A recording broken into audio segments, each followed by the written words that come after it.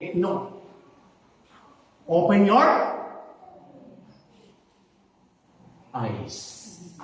Open your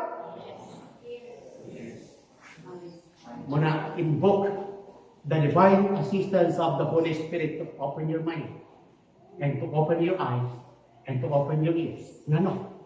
Kaya hindi mo ni Jesus nagtanaw pero wala makakita. Naminaw, nakadungog pero wala nakasabot. Kaya nga naman, obstinate, disobedient, rebellious, and dull-minded.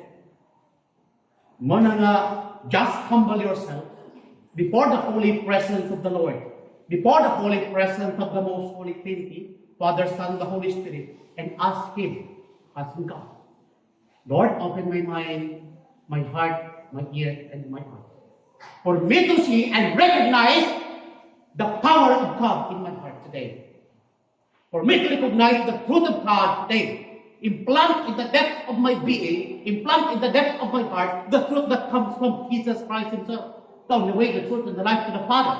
John 14, verse 6. For me not to be deceived and astray from the way of truth, from the deceptive technique of the enemy, the devil himself. Unang susi, St. Alfonso, please speak. St. Alfonso said, the devil has always attempted by means of the heretics. Continue. To deprive the world or the people in the world, to deprive the holy sacrifice of the Mass, making them precursor of the Antichrist. What's that precursor? Kanang mouse sa computer, ito po nag-precursor. Or forerunner. Making them precursor of the Antichrist, who before anything else will try to abolish and will actually abolish the holy sacrament of the altar, which is the holy sacrifice of the Mass, as a punishment for the sins of men, according to the prediction of prophet Daniel, chapter 8, verse 12, that says, and the strength was given to him, given to the giver, against the continual sacrifice, according to St. Alfonso Maria de Ligorio, in the year 1696 up to 1786. Now, it was St. Alfonso Maria de Ligorio who was being inspired by the power of the Spirit of God to tell the truth through prophetic warning. The devil was allowed by God to try to abolish and actually to abolish the holy sacrifice of the Mass on the altar. Ang rason nga nung wala na ito din Catholic Latin Mass sa mga parokya karon sa Archdiocese of Davao o bisan sa tibok kalibutan, because the devil has permitted by God to abolish and actually abolish the sacrifice of the Mass in the cathedral and in the parishes throughout the world, depriving people to adore God through the Catholic, Trinity Catholic Latin Mass. Muna yung rason, nga nung nakas bukid, nga nung nakas sa remote area, tungod kay sa city, sa rural, or sa urban places, wala ngay Trinity Catholic Latin Mass, tungod kay the devil has been permitted by the Lord to abolish and actually abolish the Latin celebration of the Mass. Isa nagingon, Father George? No.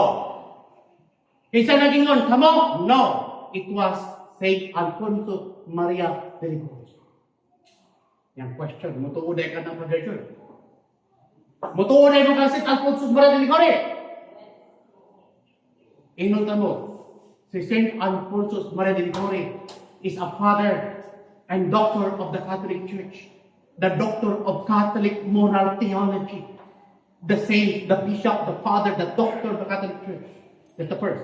Second, si St. Alfonso Maria de Ligorio, tuas langit, wala sa impyerno. Buti pasabot ng gitudlo ug ang prophetic warning ni St. Alfonso Maria de Liguori is absolutely true. Now what is happening today is a fulfillment of what was St. Alfonso Maria de Liguori has been prophesied. Muna'y unang susi ni Father George, nga nang naglating si Father George.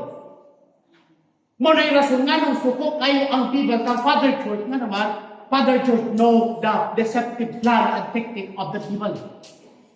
Through St. Alfonso Maria de Liguori. Iunahan na plano sa devil, pahunungon ang Catholic Latin Mass. Dahil plano sa devil, mapahunungon ang Catholic liturgy. No, karon ako nakasabot. Musunod ko? Never. Kaya gingon diri, that devil has always attempted by means of the heretic.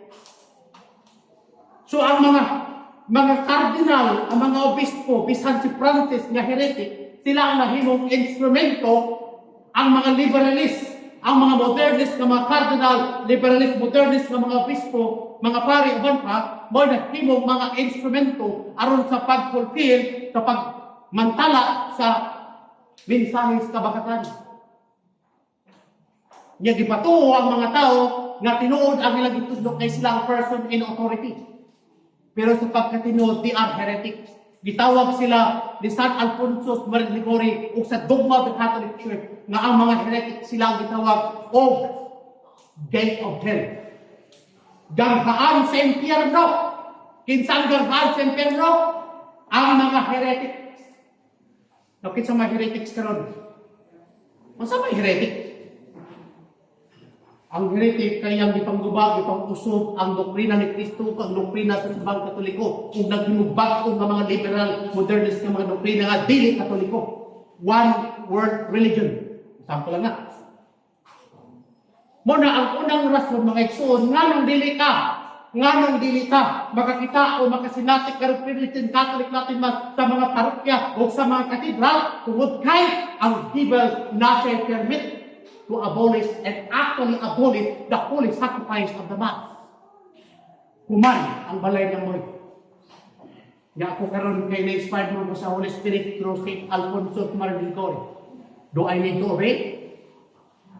Muna September 16, 2020, I declare, I condemn, I reject the errors of Vatican II, the heresy of Vatican II, and the falsehood taught by Vatican II.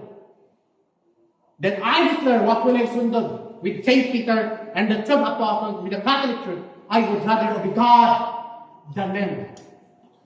Monang rason nga nung nagdating ba sa Father Church. Kaya the holy sacrifice of the Mass is the true sacrifice of Jesus. The sacrifice, the Mass of all times and the Mass of all ages. The Mass of all times and the Mass of our own time. Kabalo na mo, unsay rason mo na? Ha? Kabalo na. Ngano nga naman bukid ha? Ngano nga naman na dito sa urban? Ano ba, bagutan? Sa makakita lang. Ha? Manang dibal mo nga patkin tamang tanan. Kanas Father George, I will kill him. Pamatin mo tanan nga naman. Kay nakakita mo, nakadugog mo, munamingon ang mga pare sa Nabustordo karon. Be careful with Father George. Ngano? Kay daghan mo mahibaluan. Muna nga, dili pwede magdali. Kung mag-anay ka dili, kay magsimba, yan nagdali ka, ulit na ka. Yan naman. Ang gingon sa Ginoo, remember the Sabbath day and make it holy. Pila ka oras ang isang adlaw? 24 oras. Pag usalan ka oras, 45 minutes ang imong hatag sa Ginoo. Imong gikurapot ang Ginoo. Kawatan gyapon ka. Disib gyapon. Ningo ba ng Ginoo isa ka oras ihatag? Never. Nya kay dira na nagiwali, di man ka makadungan sa mga parokya. Kaya mga parokya karon gali 40 minutes, 45 minutes sumana. You see? Kaya man na holy water kon, holy water. Yes, sis. Ang gawas ang tubig, diba? O na.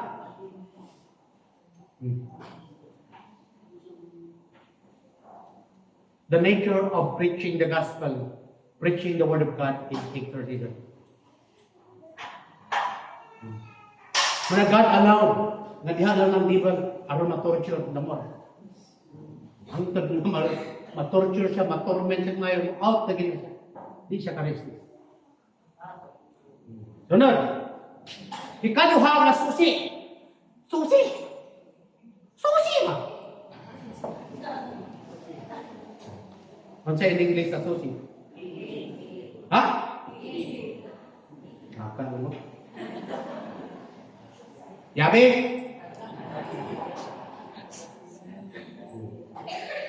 Now, ang ikaduhang susi, nasa inyong kamot, katunay na rin.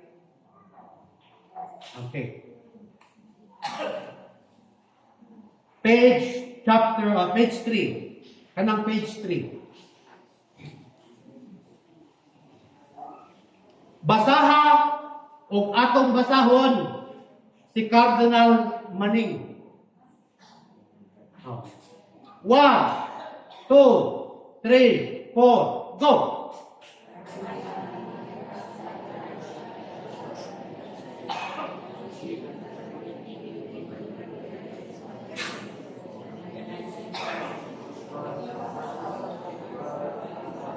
Okay, stop.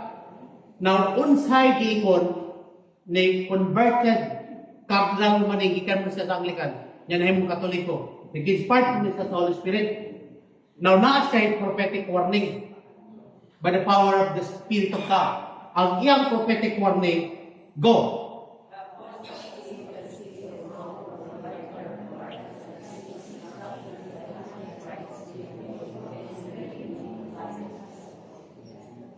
Go, continue.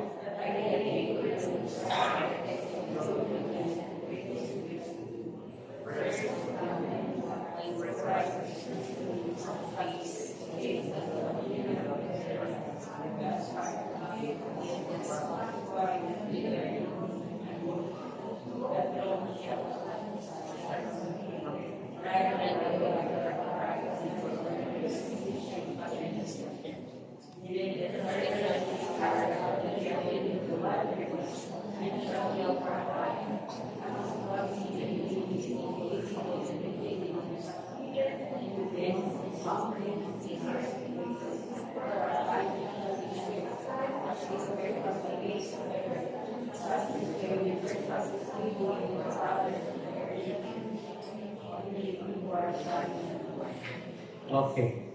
So, ang giingon ni Cardinal Henry Edward Manning, inspired by the Spirit of Truth, ingon siya, the apostasy of the city of Rome from the Vicar of Christ and its destruction by Antichrist may be thought very new to many Catholics. Apostasy. Ano siya apostasy? Apostata in Latin. Apostasy sa English meaning abandonment of the true faith. Example, ang doktrina sa simbahang Katoliko Romano, gingon, extra ecclesiam nola salus. Outside the church, there is no salvation. Dogma na, doktrina na, pagtulunan na sa simbahang Katoliko. Pero during and after Vatican II, unsay gitudlo? Interfaith dialogue with the pagan, Muslim, Hindu, Buddhist, Jew, pagan, atheist, and all human. Manang gitawag interfaith dialogue. Ang dokumento sa Vatican II nga nagdangkog niya na kining gitawag og Nostra Aetate.